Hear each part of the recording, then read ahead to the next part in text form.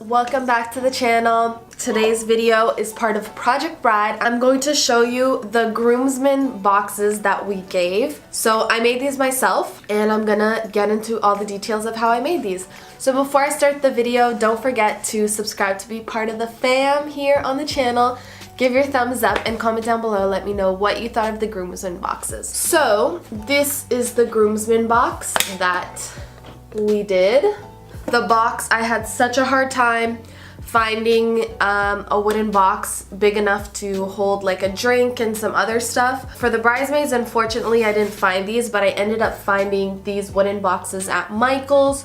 So I got them at Michael's and I brought my drink to Michael's because I had bought the alcohol before and just made sure that they fit this box.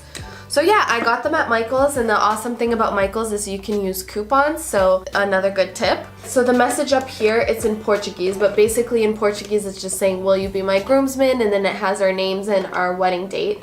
So this I just made on PicMonkey online myself. I got like an emoji of a bow tie and I just made it really cute and everything, and I printed it on cardstock paper so that it was like sturdy and not see-through at all. And then for the contents, it was much more simpler than the bridesmaids. The bridesmaids, I had so many little details. I wanted to do so much, but guys are just more laid back. So I got them a Mickey of Jack Daniels. We got cigars for each of them. So this is the cigar we got. It's actually a Nicaraguan cigar.